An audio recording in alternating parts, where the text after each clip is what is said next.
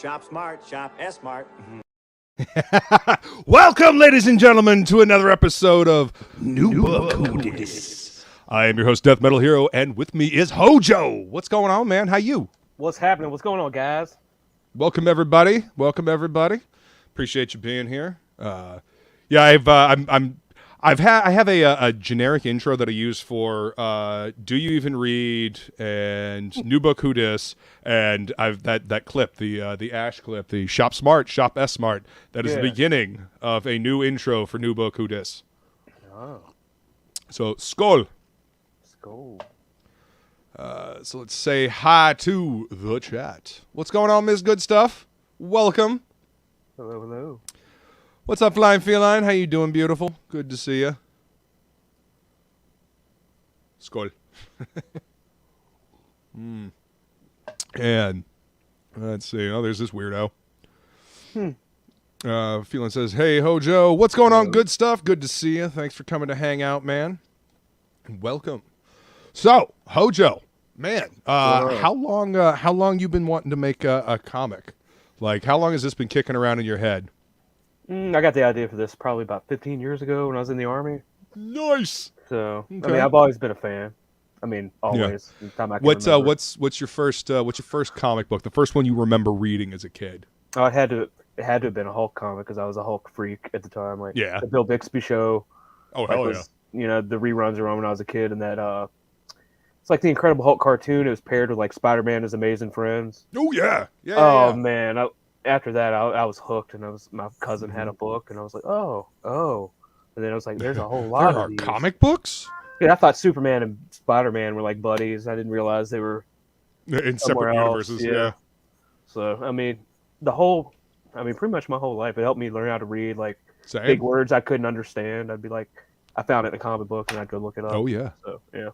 Oh yeah. When I was a kid, my dad got me Spider-Man, Batman, and the Fantastic Four. You know, I couldn't read. I was 3 years old. I couldn't actually read yet. But my mom was teaching me with flashcards. I was very motivated to learn how to read because I wanted to know what the hell Spider-Man, Batman, and the Fantastic Four were saying. Yeah. And I have a distinct memory of finally being able to like read, and like there's this fog that just lifted away from the page, and suddenly I understood what was going on. I mean, I had an idea, like these stories in my head kind of idea of what was going on, but then actually understanding the dialogue, and I don't know, from then on it was just give me more. Give me more books, give me more reading, give me more comics, you know? Yeah. So I fully understand, man. It's been comics have been a part of my life ever since I was a young kid, and that's like you said, helped me learn to read as well. Yeah, I had one of those audio books of the Fantastic Four, like the origin story. I'm like, oh wow, they went into space and they get superpower. Oh my god. Oh yeah. It was. I mean, it's back then it was cool. Like nowadays you can spit and get a Marvel shirt or something, but back in the day, like say late '80s, like I was born in '81, so I'm like, you know, late '80s. If somebody had a Spider-Man shirt, you're like, you knew. Yeah, you had to look for that. They weren't here, there, and everywhere. Like you were down. You know, it was like a patch of a band that nobody else knew. You're like, yeah. Exactly. Yeah, I got it. I see you. Yeah. We're friends. Yep. I understand you. Yeah. It's like seeing that shirt. Yeah, I that actually just reminded me of a Thing patch that my dad gave me from '79. Wow. And it's the embroidery leaves a lot to be desired, but you can tell that it's the Thing from the Fantastic Four. Yeah. So yeah, that one's gonna go on a vest that I'm putting together specifically for comics. Sweet. Just because it's so old and classic. Yeah. Let's see. Watching and eating my sausage dish. Nice. Oh yeah, that's right. Tomorrow night on the Good Stuff's channel there will be. That's the first Friday of the month, right? Are you guys doing? The show? Uncorked. Eating sausage. Of course, you picked up on that. Of course. Gonna do a grilled smoked Scotch eggs. Ooh, hey, that sounds pretty damn tasty. But Yeah, I actually have a sausage dish that I'm going to be making for tomorrow as well. Be prepared. I'm a vegetarian. I'm a vegetarian. Oh, really? Fuck no. No. No. Fuck no. I was about to say you don't look like a vegetarian. Dude, I grill like 5 days a know. week throughout the year, man. So I don't care. I'll go out as long as it's not raining, even if it's lightly snowing. I don't care. Mm-hmm. I mean, I'm all about the steak. Give me a steak. I love steak. Like the steak and mushrooms. I love sautéed shrooms next to it. Shrooms too. Yeah. Let's see. I'm going to pin that message. Thank you, Feline. Went ahead and pinned the link to the top of the chat because Feline was kind enough to drop the link to the campaign in the chat for us. So it's also in the link in the description of the thing. So when do you still read comics? Is there anything that you read currently? Like okay, CG books. I mean, it's just where it's at. Yeah, well, I mean, I am indie comics, I am gonna get the Silvestri Batman. I just haven't had a chance to get out there. Yeah, just to have. I mean, you got to pick it up just for the artwork. Yeah, I mean, the story might be good. I mean, well, from what I hear, it's pretty good. Can't be any worse than what they're doing now. I've been done. I've been done. Like, I've had this I'll be with comics for a while and I'll be into it. Then I'm just like, I'll lose interest because I'm like, oh, it's another event. It's the same shit. A different art team. It got, it's just this. They just have to keep going. They're just kicking the can down the road, and then somebody will be like, "Oh, did you hear about this?" But I've always kept, tabs on things. Like the New 52. I bought a couple of those books, and some of them were fun. But yeah, man, lately, I mean, I got done with Marvel right after Secret Invasion. They just kept on with, you got to buy all the tie-ins, you got to do this, and they had this thing where they're all like some kind of like Asgardian god or something. Like they made like, Gore the God Butcher. No, they all got like powers. Like the Juggernaut was like the World Breaker or something like that, and like the Red Skull's daughter was like, it's fucking dumb, man. I'm sorry. It is. It got convoluted. Like I like the old school. I'm the B-side guy. I liked X Factor instead of X-Men. I bought X-Men, but I've got every issue of X Factor all the way through Mutant X when it was done. All that. Oh, okay. Love. Well, Peter I mean, David. that was all Peter David. Yeah, though, love right? Peter David. Peter David's great, dude. Yeah, he's one of those authors that just he gets the characters that he's writing. Spider-Man 2099, for example, he wrote all of that, right? The original run. They came back and did a new run, and he came back to write it, and it was still good. He still understood the characters. He still, wrote a really good story. They did 2 volumes of that, and then they shuffled them off to whatever. I mean, so I don't know. They don't, it seems anyway, they don't want to put classic writers on books anymore because those books will sell and the new shit doesn't because the new writers suck. It's agenda driven. Well, yeah. Yeah, you have classic writers that actually care about, making a good story, entertaining the audience. And then, you've got these new writers that want to lecture instead of telling a And they didn't grow story. up reading comics. No, they didn't. They jumped into this because, Marvel and DC are recognizable brands now. And I'm gonna be a Disney employee and blibbity bloppy. Dude, I think it starts with you have to have a reverence for it. And like, can you just imagine if somebody was like handed you just the Incredible Hulk, like, all right, you're gonna get 3 issues. I would lose my goddamn mind, and I would make the best. I've had the best story for the Hulk in my head for at least 15 years, 20 years, maybe, and it would destroy anything that they've made. Like the Immortal, what's the one they did? Just did Immortal Hulk or whatever. I got the first couple issues. The Jason Aaron run was an abomination. I don't hate him, but I just don't like how he. Right. Jason Aaron did some good stuff in his early career. Yeah. And then as he got famous, his writing turned to absolute shit. Just fucking full of itself and really didn't go anywhere, didn't add anything, and it really just felt hollow as shit went on. Yep. Like his Avengers run was a fucking just pastiche rather than an actual Yeah. story about characters. Yeah. Yeah. And it's just they get lazy. That's what it feels like. They get lazy. And speaking as someone who's actually seen Tom King's scripts, I can say for a fucking fact that asshole is lazy. But Yeah. you know, like you said, we the artists and writers that we really enjoyed back in the day are the ones that had a passion for it. The ones that were in it because they wanted to make something good. They wanted to tell a good story. They wanted to entertain the audience. Yeah. You know, and that's what we do over here in this indie scene.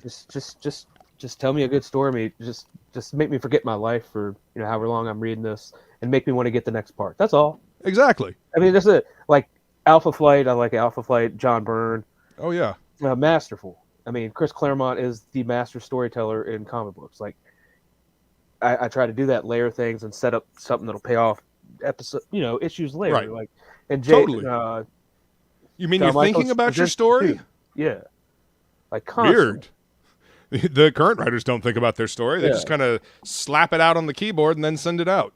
And they don't care about. They're using it to air out personal grievances and their hate in the world, and that's what social media is for. Go let the pressure out somewhere else. Don't do it. Don't do it to characters I grew up with. Don't ruin entertainment to do it. Damn. I mean, and you are most welcome, Miss Goodstuff. Wield it in good health. Huh. He says, don't let it go to your head. She says, too late. She's a wrench on the loose. Look out. She's a wench with a wrench. Huh. Anyway, skål, you guys. Thanks for being here. Yeah. But we should, I guess, looking on a silver lining aspect, looking on the bright side of this whole thing, if mainstream comics were not as trash as they are, we wouldn't have as thriving of an indie scene as we currently do. That's because amazing. We got a lot of people motivated to make shit. You know, reading the garbage that's coming out. Well, fuck it, I can make better than that. I can do better than that. And if you look at the artwork in this scene, the artwork coming out of this scene is significantly better than the shit that's coming out of the mainstream. Because it used to be the opposite way. I would look at that like, well, that's an amateur comic book. Yeah. And now the amateur artists, at least it feels like, or actually, it's the style. It's a Tumblr style. Oh my God. No, you don't even understand anatomy or form. And, the bathroom door does not go right next to the tub. And you know what I'm talking about? That Batgirl panel? Yeah, the Batgirl one. And the infamous Batgirl panel. Yes, it's like, come on. That's really when I first came on the scene. I was like, that's what the fuck they're doing now? Oh, fuck that, man. I'm going to and I was like Thanos at the Infinity Gauntlet. I was like, I'll do it myself. Like, I'm not going to submit to these people. I'm not going to, I was going to submit the Mythicals to CrossGen right before they went out of business. I was on a deployment and I came back and they're out. They're gone. I was like, shit happens throughout the years. And I discovered Comixgate and all this stuff and all these wonderful people. And I was like, huh. Well, I'll just do it here. And I looked into the crowdfunding thing. I'm not going to depend on people to fund my dream. I'm going to finance it myself, and then I'm going to crowdfund it because I heard about all these late books and stuff, and I can't do that. I can't afford to do that. You only get one shot at this. Yep. First impressions, man. You don't get another chance at them. So it's like launch night. I'm going to be like, I got the print file right here. Let's go. Nice. So the book is done. No, it's about 50% done with pencils right now, and rock and roll. Yeah, I got 5 finished pages going to the letterer now. Should be getting an 8th page tonight. Rock and roll, man. Yep. So when are you looking to launch? I don't know. I'm just gonna sit around for a little bit and see what all the other big guys are doing because, like I keep saying, I keep looking at the CG Now calendar and trying to get a feel for some people and when they're going to launch or whatnot soon, and just be like, I don't want to be like Weird Al's UHF going up against fucking Batman 1989. Yeah, no, I hear you. Like, oh yeah, that looks great. Oh, that guy made $100,000 on his campaign. I'm gonna spend my money there. Yeah, you get finding a time period is crucial, but equally crucial is building up that following, building up the Trying to get up there, man. Like yeah. when I joined Twitter like less than a year ago, shit, I didn't know anybody. Like I got like Yeah. 800 followers now just by getting out there. It can be done, but that's just part Oh of yeah. that's just part of the recipe. Oh yeah, that's one aspect of it. I mean, it's part of doing the footwork, the legwork. You know, back in the day when we didn't have social media, when we didn't have the internet to communicate like this, if you had an indie book out, you had to figure out how to get it published or how to get it put together, made, and all that, and get it printed, and then you would have to take that to either a convention or comic shops, and you'd have to try to sell it, man. And I'm gonna still do that. It's a grind. Oh yeah, do that too. Dude, I've actually been doing work with a company here in Florida called Shattermare, and they've been doing it old school. They used Kickstarter to fund their first initial book, and then they used that money to start their regular monthly publishing schedule. Right. And they're calling around to different comic shops, and they're putting the footwork in, man. They're going there. They're like literally going face to face and delivering books and whatnot. So it's pretty damn impressive. Sometimes the old ways are best. Feline says, one of the many reasons I love Luke is his take on comics and teaching me about them. Well, thank you. No. I love you too, sweetheart. And you ask questions, and it's fun to answer questions to somebody that's actually curious and wanting to learn about it. Instead of just like a cursory kind of brush off. It's an actual interest. So that makes it fun, and I love enlightening. Where I can. Yep. I mean, she's taught me a lot of things as well about cooking and mead making and whatnot. Yeah, that's one of the things you guys will have to talk when she brings the happy hour hangout back is brewing. Yeah, I've never made mead. A guy I work with is a mead maker. Nice. So I love me some mead. We talk back and forth. Like this whole thing, like you can do a beer analogy with this, like. Your wort and stuff like that, all your ingredients, your grain, that's your different part of this. Calling people, social media, doing that. But the thing that makes it all work right here, this is the yeast. You can't it's not gonna be fruitful, it's not gonna be beer without the yeast. This isn't gonna work. Rob Arnold laid it out in his Google Doc and his YouTube thing. Just watch it. I see a lot of people like coming out and I'll talk to them now. Because they ask like how far along on my book is, and I'm like, well, how'd you get started? Did you watch Rob Arnold's? I'm like, no. I'm like, well, you need to watch that. Oh yeah, most definitely. It's the roadmap. You could tweak it. Like I'm not gonna have my own YouTube channel. Like I might do pre-recorded stuff, but I don't have time to do that. I got 2 kids, a job, and my wife, and sports. I do have a life outside of this, but I'm carving out time for this because this is important. Yeah, because it means something to you. Because this is a lifelong passion. It's not just. I'm not just doing this for a cash grab. Oh, never mind. I know. I hear you. Yeah. Cecil named his book that specifically for that. Yeah. So I'm not doing it for that. It's not about that. It's about the passion. It's love of the game, as they say. Yes. Feline says, I'm from the old school, so all the new stuff is really new to me. And Goodstuff says, I'm from the old country. Actually, it was a suburb outside of Cincy. But it's old. And almost in the country. But like we were talking about earlier, before the show, I mean, people got skin in the game. We were talking about Pedro. Pedro's my dude. I love that guy. He's my homie. We've been friends for a long while now. And, you were talking about being there when his book funded. And, he welled up. And it's because he's got skin in the game. This means something to him. Yeah. And that's the beauty of this indie scene. These books mean something to the creators. It's not just, it's like you said, it's not just a cash grab.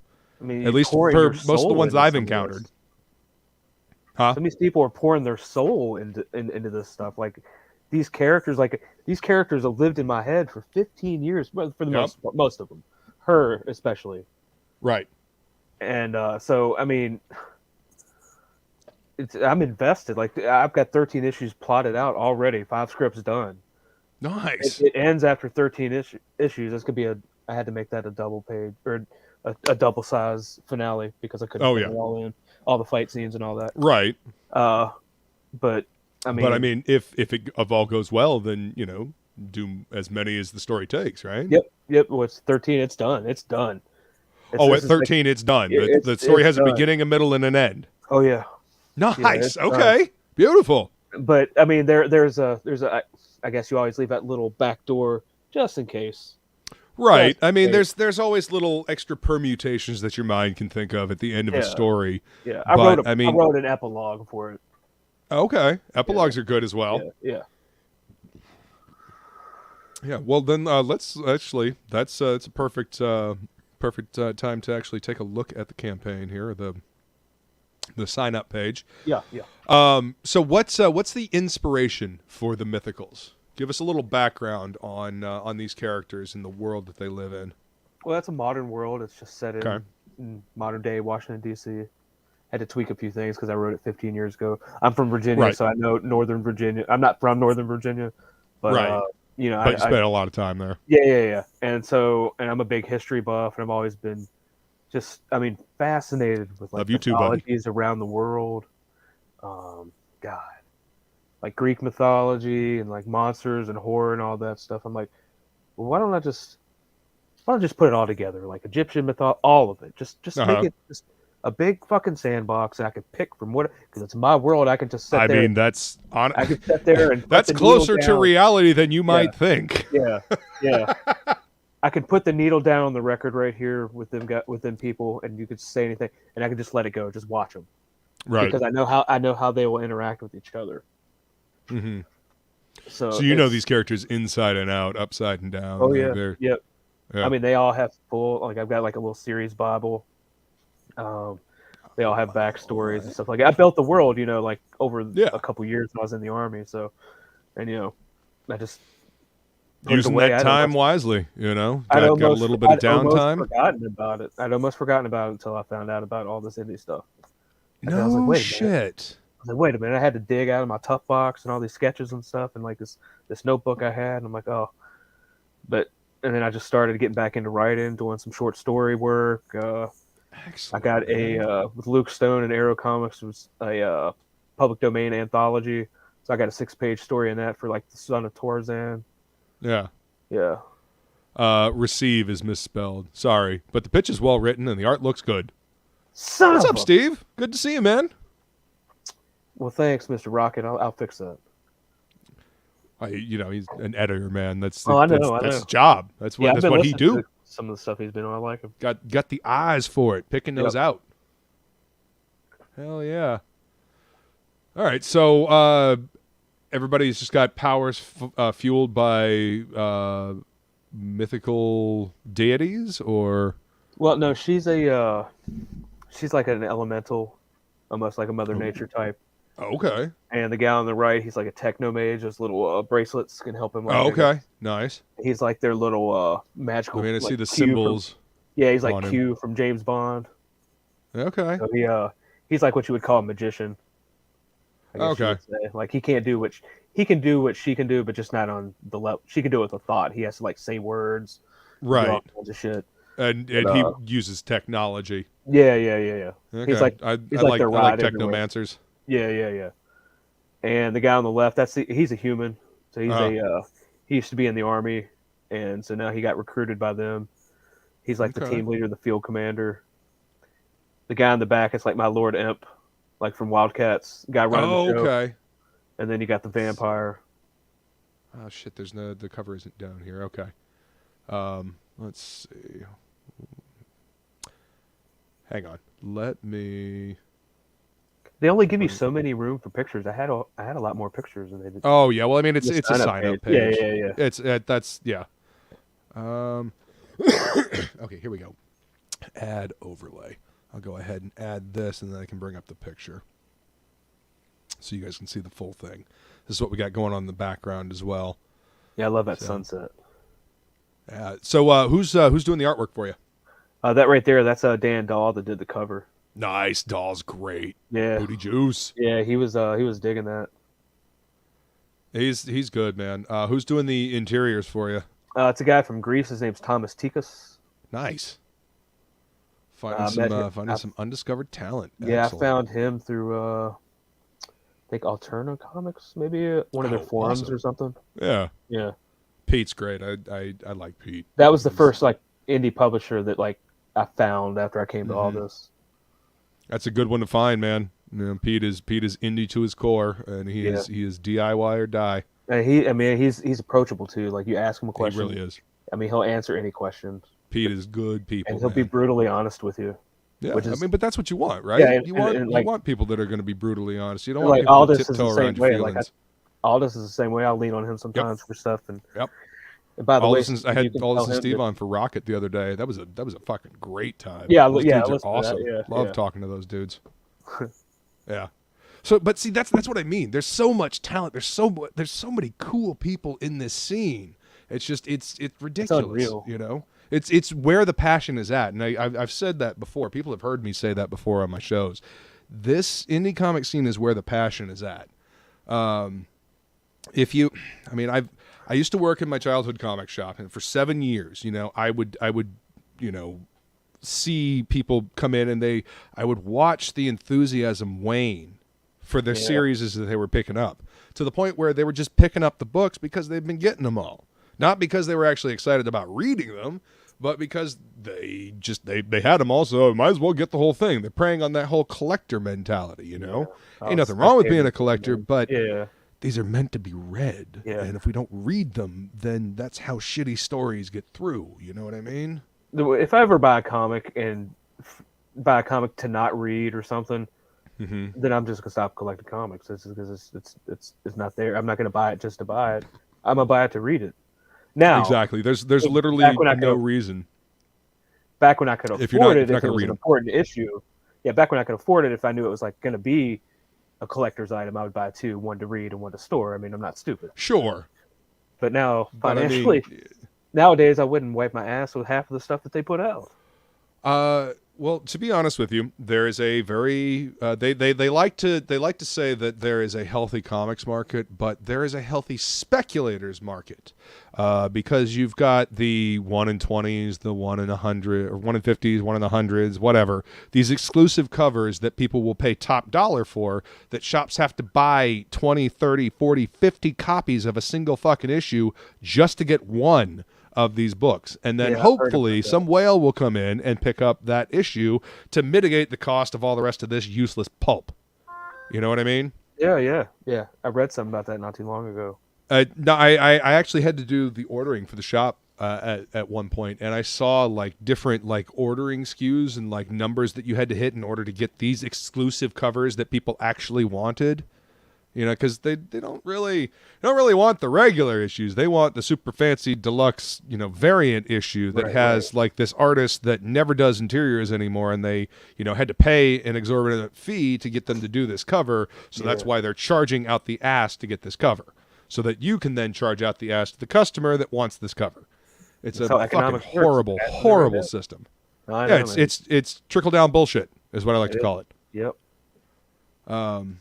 That's what's different. I mean, you can have variant covers. People dig variant covers. Ain't nothing wrong with variant covers. But when Batman 1000 came out and there were 26 variant covers, that's a bit much. Yeah. That's a bit much. You start getting into like the double letters, like cover AA, cover BB, cover CC. You're gone fucking overboard. Stop. Yeah, but I'll take cover Get some DB. Help. Huh? Cover DB, would that have Wonder Woman on it? Or Catwoman on it, right? Yeah, yeah. I mean, I can kind of see it, but like, because they probably did a casting call. A bunch of people, maybe people came to them, their agents, was like, "Hey, it's Batman 1000. You want to draw a cover?" They're like, "Fuck, it's Batman 1000." Of course, no. Of course, the artists are going to do it. Exactly. From an artist standpoint, yeah, of course I want to do a cover for it. But from a collector standpoint, it's like, okay, so a lot of these covers, you know, are just going to sit here. You know, they're not going to get ordered, or they're just going to sit here. And you know, the exclusive ones, the 1 in 25, the 1 in 50. Now every so often they'll toss you a bone of like, oh, here's like a 2 per store variant that you get for free because you're, you know, buying so many books. And it's like, okay, cool. That's a drop in the bucket of That's like- like all this other stuff. It's like giving you a pack of crackers and they already ate 5 of them, and the other ones are broken. But here you go, kid. Yeah, You can have here, that. here's Oh, a thanks, here's a thanks. packet of crumbles. Yeah, Yeah. exactly. Please say Here's I some have crumbs some for more. you. I have some more. Yeah, and so a lot of the people that come in and that pick up the variant covers, they don't actually fucking read them. They don't. I've talked to these people. They don't actually read them. They just want the specific cover or they want this specific book because it's got this character that's going to show up in this MCU TV show, movie, fucking whatever, blog. Like that's the reason why they want these books. And then I shit you not, a full year later, those books are not worth the fucking paper they are printed on because nobody gives a shit anymore. Yeah. So I'm assuming you had like pull lists and stuff, right? Oh yeah, I would be interested to see a metric on like when you started working there from the time you quit on like a person's pull list and see if it just went. Oh yes, it did. 100%. Oh man, because I mean, at one time I was getting 13 books, 14 a month. Mm-hmm. And I had money like that. Now I got kids, and I don't have money like that. No, I got a mortgage and shit, man. Yeah. Steve Dice says seriously, the pitch reads well, so that's good. Thanks. Let's see. Since Corey Barton isn't here, how many babes per page? Oh, we just got one in this issue. Well, 2. But there will be more. Oh yes. Like What's up, Frog G? Like I don't even want to talk about issue 2 because I know that's not what this is about. In the long run, it's really what it is about. Like getting your if you make a good book 1 around here, but I've tried to notice like, well, who makes a good book 2? Well, I mean, hopefully you make a good book 1, 2, 3, 4. Well, that's what I'm however saying. Many. That's what I'm saying. Like if you make a good book, like, well, what's the drop off? Is book 2, on the same level? Well, I mean, a lot of the indie stuff that I've noticed is, if it's a one shot, like it's a self-contained story. Yes. I see you've got 13 issues, planned out. How many pages per issue are you looking to do? What's 24, the page man. We'll bring it. Okay, so you're looking to do like a regular 24-page comic. We're doing Floppy's nice. back. And see, like now, this are you? this is good 1 to 2 to 3 to, this is good. This is the only one. Oh yeah, Luke Stone's book. Yeah, Hybrids. Yeah. Hell yes. Yeah, this is the only one I've read so far, like of an issue 2 that I've gotten so far. Right. Because I've only been around for a year. Right. Well, I mean, I got Inglorious Rex. I just haven't read it yet. Yeah, I got my Inglorious Rex as well. I'm hoping to get Shane to come hang out for What's in the Box. I got Clint Stoker coming to hang out tonight at 9 for Sweet. Dracula. Yeah. It's been a while since I talked to Clint. He's good peeps. He's nice. He's really, really talented writer and doing good stuff. Let's see. What's up, Hockey? Welcome, man. Good to see you. Hello. Listen to the frog, tickle the algorithm, smash the like, dingle the bells, and subscribe. I can't believe Indiegogo Shan abandoned his campaign, man.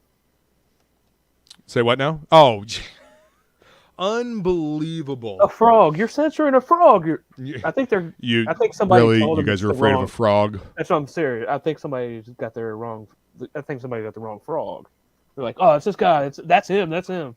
I don't know. I think somebody just wanted to try to take their personal vendetta out on a smaller campaign. Try to be as hurtful as possible, perhaps. Who knows? I mean, unfortunately, jealousy is a stinky cologne. I mean, unfortunately, I don't want to say opposition because that gives them too much credit, but the people that don't like the fact that we're succeeding over here, let's put it that way. The people that don't like the fact that we're succeeding over here, they're very petty. And because their dreams have been shattered and destroyed, they must pass that along to somebody else. They've got to make sure that somebody else's dreams are destroyed and shattered. Because if they can't be successful, then nobody can. Misery just seeks out company. Yeah, it does. It does. And they try to make everyone miserable. See? Stop frog phobia. Justice for frogs. That's right. Damn right. Hell yeah. Yeah. So, all right. So, Mythical's #1 is just the first of 13 issues. What would you do if you found out that the supernatural was real? After a chance encounter, Nancy Moon is about to discover that reality isn't as it appears to be. But can she unravel the mystery before it's too late? Monsters, magic, and mayhem ensue to bring you the first piece of the puzzle. Nice. Can she... Level M. I'm guessing that's like the secret agency that deals with like the supernatural and the things that go bump in the night, kind of like BPRD or something. Correct. Okay, nice. It was Division M, but Perfect 10 is level or Division M. So it's like, well, I guess I have to change. Oh shit! Well, level yeah. M. I don't come out the gate and be like, oh, well, you're copying Dave Brink's book. I'm like, shit. All right. Well, no, I'm not. Well, I mean that's the thing. I mean, once you think of something, it kind of, I don't know. At least I believe when you think of something, it kind of pops up into the idea space. Yep. And anybody else that's kind of attuned to that wavelength is going to pick up on it, and they might use it. You know, that's why we get movies, or at least we used to get movies that would come out like two at the same time. Like we had Armageddon and we had Deep Impact. Mm-hmm. You know, it's like, okay, two asteroid movies at the same time. How the hell did this happen? Well, I don't know. In the idea space, man, it pops up. Let's see. Frogs are people too, says Miss Goodstuff.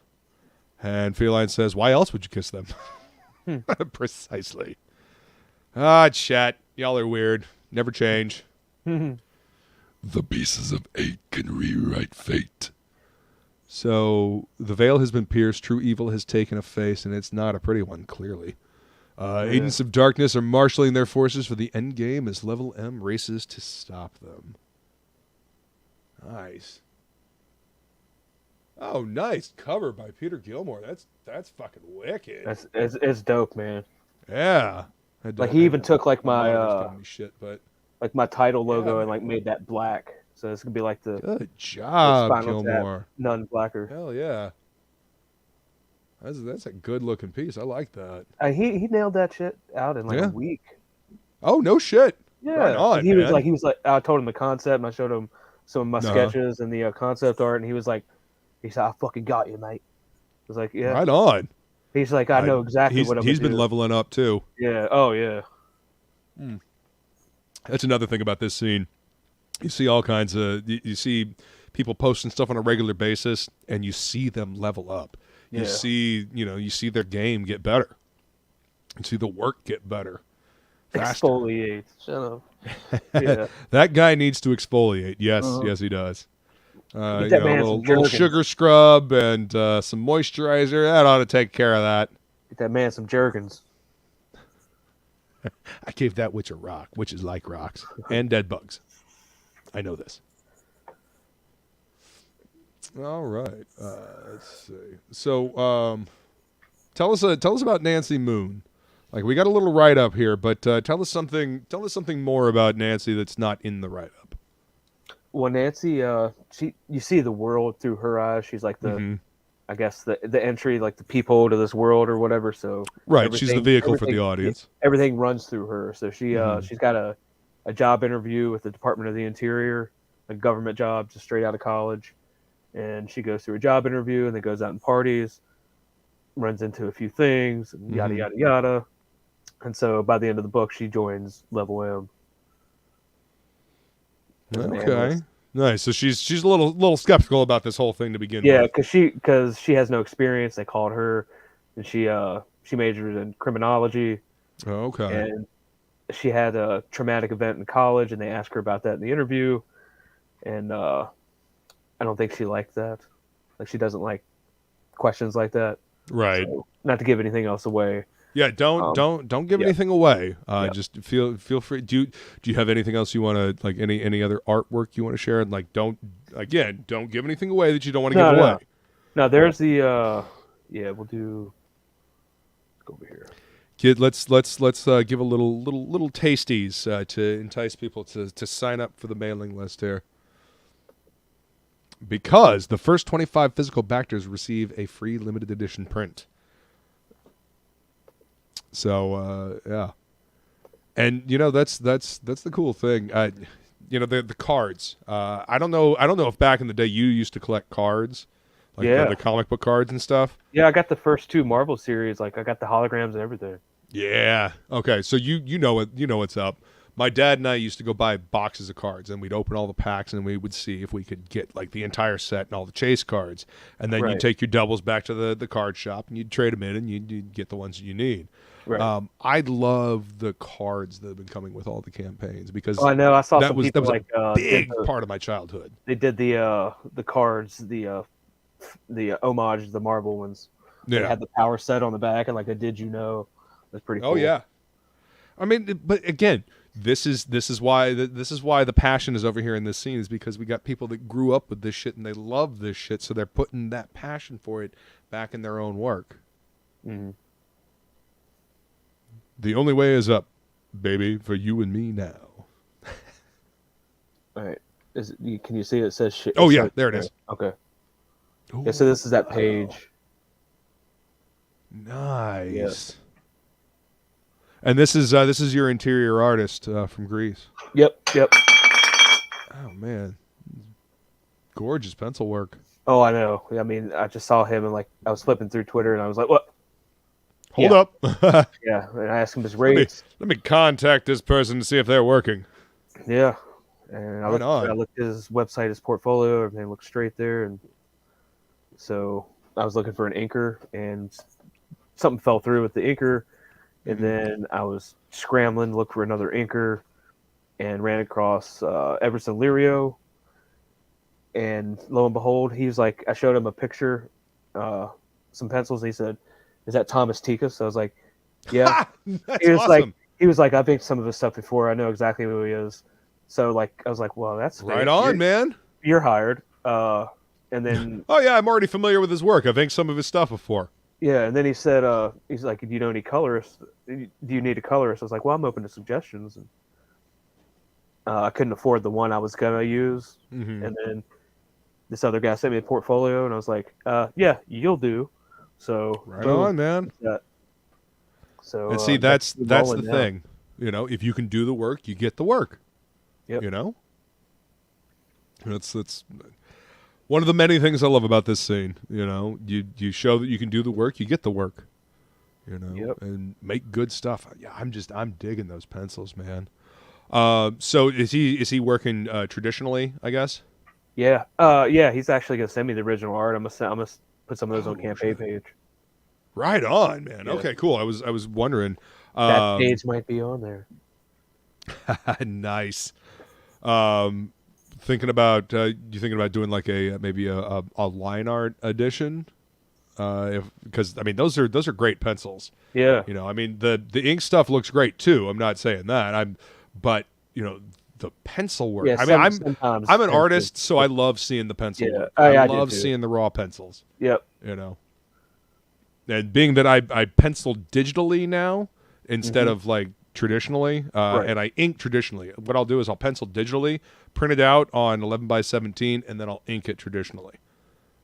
So I have original inks to sell, but I never have original pencils anymore. Right. So I love seeing the pencil work. But that's just a personal taste. Yeah, that's one of my favorite pages so far.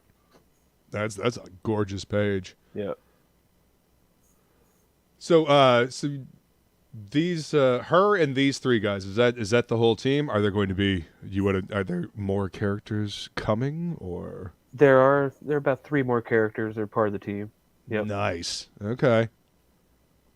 And like you said, this story has a beginning, middle, and an end. 13 issues, and it's done. Yep. In my head, it's already done.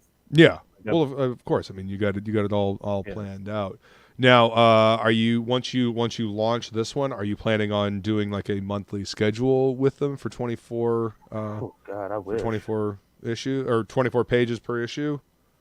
Or I don't know if they're that fast to do it in a month. Right. Yeah. Well, I mean, that's the thing about indie.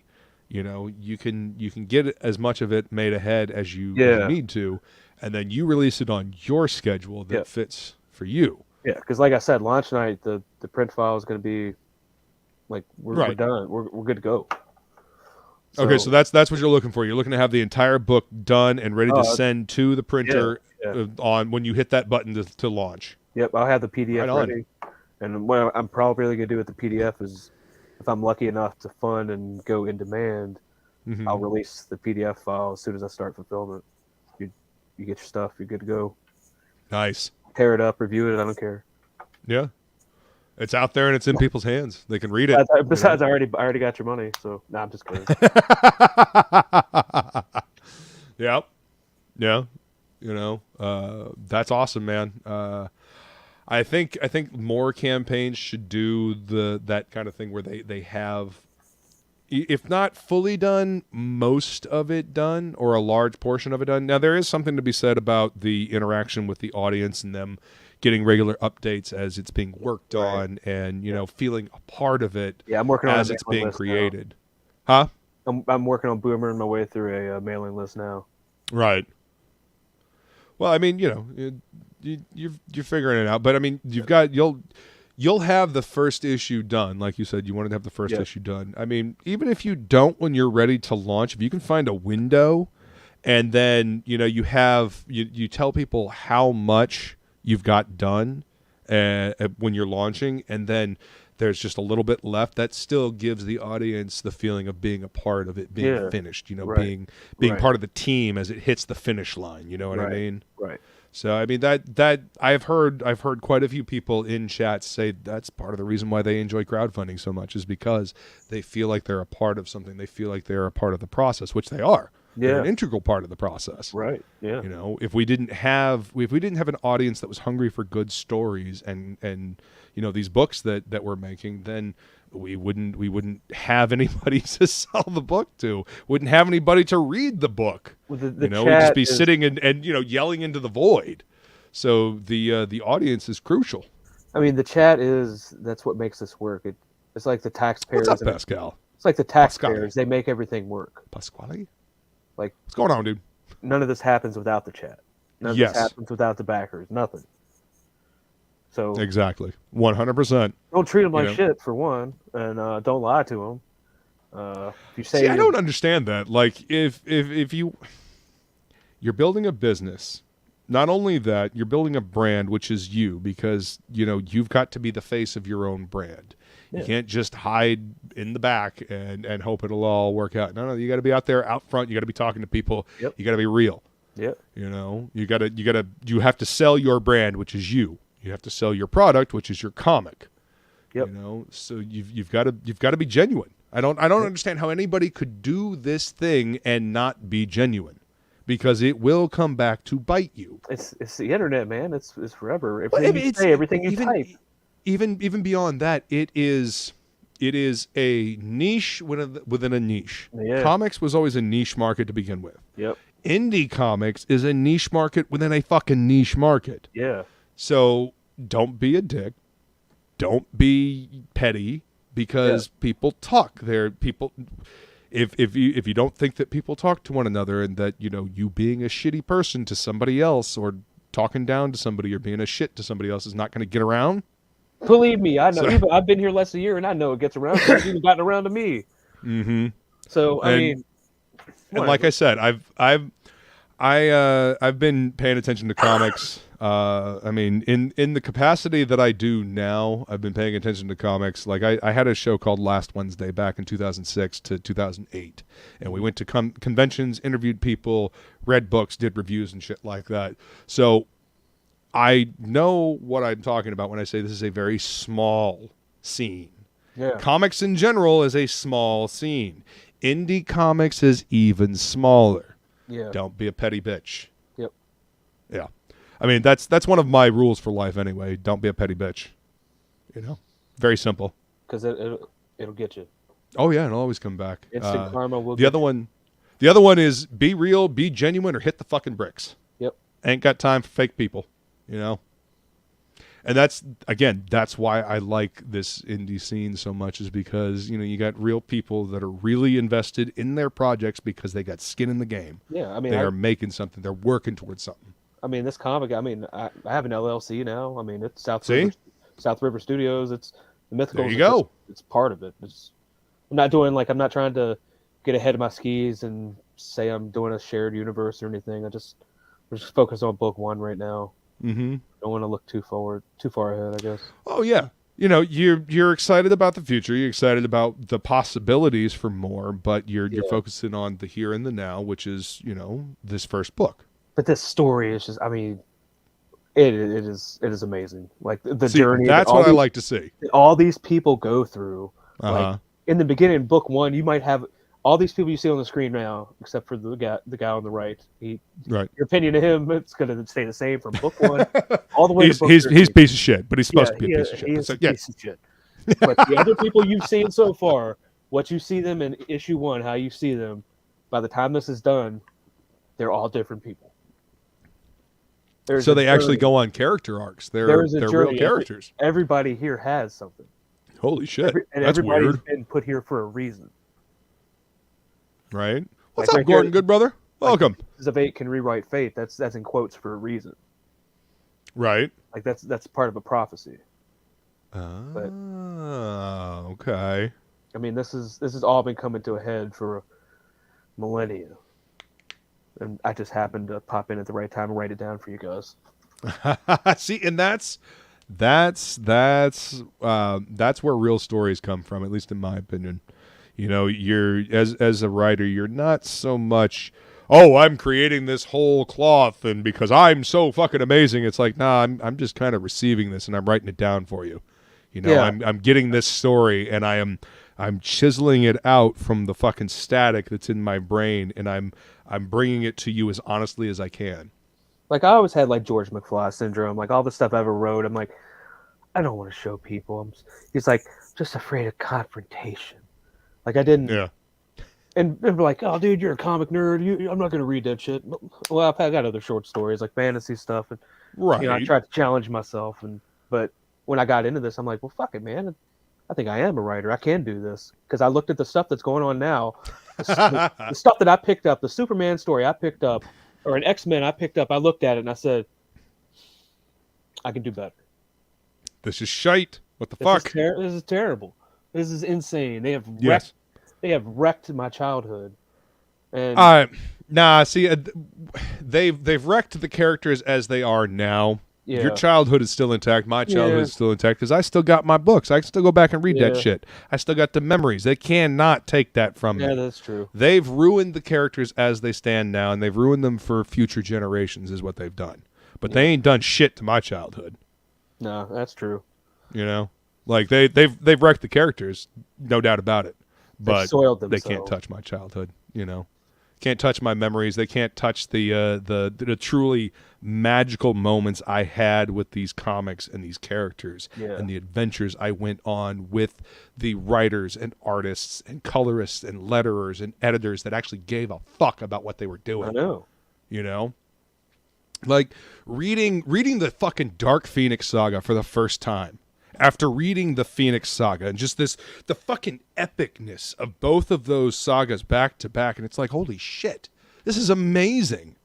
And then, you know, look at the fucking half-ass tripe that they try to pass off as X-Men now. I'm just like, you people are hacks. Yeah. Like, you clearly have never read X-Men 1, and 2, you're kind of just inserting... I'm guessing these are your friends because that doesn't sound like Cyclops. That doesn't sound like Jean Grey, and that doesn't sound like Wolverine.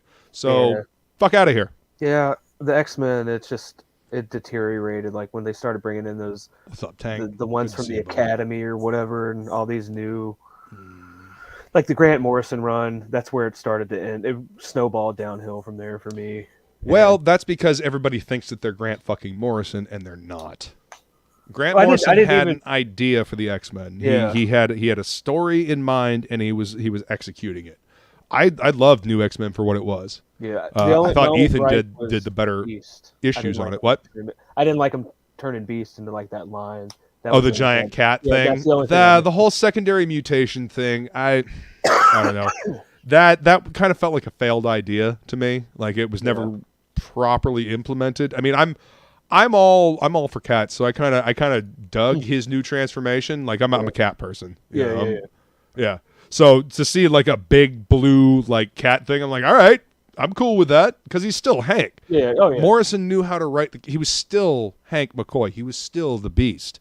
You know, even though Grant Morrison changed the X-Men drastically, he still had their voices correct. He still understood the characters because Grant loves comics. Yeah. You know, Grant's been a comic reader since he was a kid. I mean, his work on Animal Man is just that. Some of that changed my fucking fantastic. How I looked at comic book writing, and dude, the Invisibles. I think that kind of planted a seed like a long time ago. I'm like, well, yes, you know, because I started thinking about comics in a different way when I read it, and then I started picking up some visual stuff. Like I have Brian Hitch's like his book on visual storytelling. How to Hitch is great, man. I love that dude's line work. But and then I guess it just stewed and marinated, and then I found all this, and I'm like, ding, you're ready. Yeah. It was the right time, I guess. Yeah. Well, and see, that's the thing. The right timing for things, you know. Again, if mainstream comics weren't as terrible as they are, we might not have as thriving of an industry. You know, as thriving of an indie comics industry as we do now. You know, so many talented people, so many different stories, you know, and I love it. There's something for everybody over here. There really is. Yeah. And not in the false, like, oh, we've got demographics on people, so we're going to try to make a pastiche of things that will appeal to everyone. No, we've got actual Twitter. Organic. Yeah. Make sure we talk about mean tweets on Twitter. Put that in there. Talk about the toxic males. I wanted to do that. Come on, man. Yes, because Twitter is real life. Why don't you just entertain me? That's all. Huh. Like I just realized something. The reason why they talk about Twitter so much in the comics is because Twitter is real life to these people. That's why they're freaking out about this blue check mark. Because they're not. Because the fucking hillbillies are coming to the country. I just realized that. They do think it's real life. God damn. Anyway. Yeah. So let's go for story. Let's go for quality storytelling. Let's go for entertainment. Let's go for escapism. And marry it with some good art, and let's just have a good time. Mm-hmm. That's all. Well, I mean, storytelling. That's how humanity has, told its history for time out of mind, right? Yeah. I mean, like mythology, religion. It was all to explain things we couldn't understand. We couldn't explain. Mm-hmm. So people made up stories, and you have all this stuff, and the world is just. I've just combed through all of it. And I'll just pick the best stuff and what's going to make the best story. Not because I'm trying to preach to people. I'm just trying to entertain you. I just want you to turn every page and be like, oh. And then in the last page, I can't wait to read more. Because I'm doing old school. Like my last page is always going to be like a preview of the next page. Yes. You gotta have that stinger page, that cliffhanger. Yes. That's how you do it. That's how you do it, man. Hell yes. Let's see, mean tweets and late books. Yeah, well, see, that's why Hojo is bringing the heat by getting this thing all set up and ready to rock and roll on launch night. So everybody knows that it's a sound investment. They can buy this book with confidence that it will be coming out. It will be printed, and it is ready to fucking rock and roll. They're just looking for the numbers to get it printed up. Yeah, and I work in a city where they have printers, and they've printed comic books many times. They're like, yeah, sure, we'll hook you up. So I don't have to get that shit delivered. I'll take that shit. You got okay. So you've already got your pipeline in place. You know, I've been talking to people. Yep. That's the way you got to do it. I think a lot of the one of the problems that a lot of people run into is that they kind of jump into this half-cocked and they don't realize how much work it actually takes to make a book. You got to do your research, man. You got to do your homework. You got to.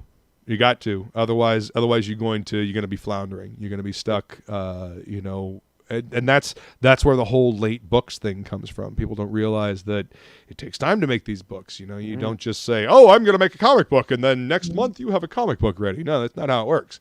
You know, it takes a lot of blood, sweat, and tears to get this shit done. I mean, if you care about what you're making, that is. Yeah. So.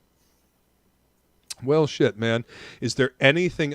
let's see. How many signed up for Mythical 1 so far, if you want to reveal? We're at 76. Hell yeah, that's great, man. Love it. Love it. We can always use more. Oh yeah, guys, the link is pinned at the top of the chat. Go ahead and jump on it and sign up for this book because it's going to be a fun mythical romp through all mythology. Yep. 24 awesome pages of story. Pew pew pew. Yeah.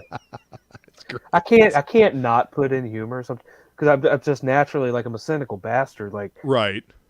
Like sometimes I feel like my life is a long episode of Seinfeld, and I'm just like, really, these people are really like this. And I just can't help. I just can't help it, man. I'm like, what is wrong with you people? It's the weirdest shit happens to me sometimes. Well, I mean, you know, when you observe the outside world and it does dumb shit, I mean, sometimes all you can do is laugh at it. Yeah, and I used to. What's up, Piper? That's my editor. Good to see ya. So she knows. You gotta remember to not get penisy. No penisy. Yeah. Pasquale369 says, I signed up but was curious. Hell yeah, everybody should sign up. This book is gonna be fun, man. And like he said, he's got a plan. Yep. Not going into this half cocked. He's got a plan. He's got a pipeline in place. He's been talking to people. He's doing this right, you know. So I'm very excited. Came by to make sure he's behaving and not spoilering. Oh no, he's done good. I've tried to entice him to show some stuff. I mean, I told him not to spoil anything, but I've tried to entice him to show other things. And he showed some pencils, so he's done good. He's done. Cool. Is Piper editing for you? Yep. Nice, excellent. Love to hear it. Probably gave her a few gray hairs. Did he put you through the ringer, Piper, as far as editing? I think it was a little both ways. Yeah. Yeah. It was like a quick trip to Dagobah. Oh, there's no such thing as a quick trip to Dagobah. Yeah. Ever. Awesome. So you said you weren't sure when you wanted to launch. Do you have? Yeah. So I would I mean, you definitely said like 50%. You're 50% through the book. Yep. In the spring. Okay, that's a tentative timeline. That would be nice. That would be nice. Like right when people get their taxes back and realize they Oh didn't get yeah, that much. yeah.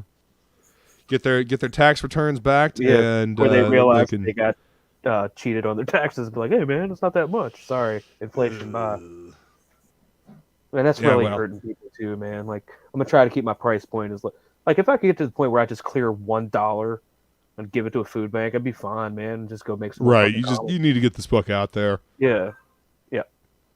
No, but see, that's the thing, man. You need to make enough to be able to tell the rest of the story. Yep. You know, that's the thing. I understand that people don't want to come across as greedy or avaristic. Right. But at the same time, this is a business. That's like true. we got to make money doing this so we can keep doing this and so we can support ourselves. So we can, pay our bills and buy groceries and put gas in the car. And again, also put it towards making the next book. This is a business. Yes, we do it because we're passionate about it, but we got to make money doing it. Otherwise, we can't keep doing it. We don't operate. We try not to operate at a loss. Yeah. That's what the mainstream does, and they're like, oh, you don't get into comics because you want to make money. Well, okay, you get into comics because you're passionate about it, yes, but at the same time, you need to make money so you can support yourself. It's a career. Career gets paid money. Yes, and if you're good at something, you should be well paid for it. The problem is most of the people in the mainstream aren't good at their shit, so that's why they get paid shit for it. Yeah. Why do you think Ryan Stegman gets paid a lot to do a cover or pages? Why do you think that Jason Fabok gets paid a lot to do covers or pages? Yep. Let's see. Why do you think Clay Mann gets paid, a lot to do pages or a cover? Because they're fucking good at what they do. Yeah. I can only imagine. Tom King, I can't fucking explain. He's a fucking useless sack of shit. Alex Ross, I mean, it doesn't. He's fucking amazing. Just he blows his pencils. I actually like this may be an unpopular thing, but I actually like Alex Ross's pencils better than I like his paintings. Oh, Wizard did like a little. You remember Wizard used to do those like little add-ons of sketchbooks or whatever they would show sketches. I remember it was a bunch of I think it was Kingdom Come sketches. Mm-hmm. I mean, I think they put that into the special edition, but it's just, I mean, his pencils that's just jaw dropping. Oh yeah, absolutely. The Earth X stuff that he did for Marvel, the idea sketches that he did, you know, the pencils. I like his pencil work better than I like his paintings. I think his pencils have much more life than his paintings do. I don't know. There's something. His Immortal Hulk covers were really good, and like a bunch of his recent stuff has felt more lifelike to me. But throughout the most of his career, his paintings kind of to me feel kind of stagnant, but his pencils just pop. I don't know. Maybe it's just because I like pencil work better than anything else. I don't know. It could just be me. You're a pencil hoe. Don't be ashamed to desire success. Exactly. Yeah. You know, you're allowed to want success for the project you put your fucking blood, sweat, and tears into. That's true. And great creator to work with, though, except this one line that's still in there. Uh-oh. I don't know what she's talking about. But she loves the story, so she made it through. You know, that one line that's still in there. Uh-oh. Yeah, I couldn't stop looking at that. I'm like, what is she talking about? And keep ego in check. Yes. You can be the best artist on the planet and still be an egotistical douche. Yes. Yes, you can. I worked for one in Orlando. He was the artist that I worked for was a phenomenal artist. Like truly a top tier talent, but he was an egotistical douche. And that's Anyway, we won't get into that right now. You know, don't be petty, don't be an egotistical douche. Don't just be a creator, be humble, be genuine. I mean, it's really not that hard. I'm just me, man. Exactly. I'm just me. and again, that'll stand you in good stead, man. Doing this whole YouTube thing, I can't be anybody other than me. This is who I am. This is who I was when I did last Wednesday. This is who I was at the comic shop. This is who I am, online. And this is who I am in my private life as well. Right. I'm the same jackass. Yeah. I mean, I guess if I have to, I can crank it up to 11. But I can be proper if I need to. Yeah, but the sense of humor is still kicking in the back of my own head. Yeah, it's always there. Yeah, it's always there. Let's see. Not be. What can be the best artist and still not be not be an egotistical douche? Yes. Did I read that wrong? Not be. Okay. Yeah, don't be an egotistical douche. That's the point I got from that. Yeah. I'm like 4 people. It's exhausting. Being more than one person is probably exhausting. Embrace the evil? What? You can still do that too. Chat, you guys are great. I fucking love the chat. I know. All right, man. So is there anything else you want to say about the Mythics #1 before we go ahead and wrap up? What else can you say to these people to get them to sign up? Why else should they sign up? I mean, aside from the awesome story that you've clearly been putting a lot of time and effort into, what else? Because one last thing. It's everything Image should have been, like a great story that actually goes somewhere with some jaw-dropping art sometimes. I mean, it's just an action-packed thrill ride. And if you want to try to solve the mystery, you're going to have to get book 1. There you go. A mystery in 13 issues. Can you figure out who done it and what's going on? Or will you just, read the story? Either way, you will be entertained. Let's see. Myself, Fizz, Fan of White Trash, Giggity, Fan of White Trash. Jesus. Okay. I am me, and and me is DeathMetalHero. So let's see. What does Pasquale say? I managed to be a great artist and an egotist. Well, balance. It's all about balance. As long as you can, keep them both in, in check, I guess. Yeah, I take it. Tank's funny, man. Ego versus id. Yeah, ego better than id. Yeah. Oh, yeah. All right, guys. Well, I think we're going to go ahead and wrap this one up. Hojo, thanks for coming to hang out, man. Yeah, man. Thanks for having me. I appreciate you being here, and I appreciate the chat coming to hang out. Hit the link to go sign up for the book. because you are not going to want to miss this. As you can see, Hojo's put a lot of time and effort and blood, sweat, and tears into this one, and it means something to him, because it's it's his baby. It is. So yeah, keep an eye on him. Follow him on Twitter. His links are in the description of the video, so you can keep tabs on this book when it launches. Obviously, signing up the email list will make you aware as well. Get you there, yep. Yeah, but if you want to see some some updates and whatnot, make sure you to follow him on Twitter. All right, guys, thank you so much for coming to hang out, and we will see you later. Shop smart, shop S-Mart.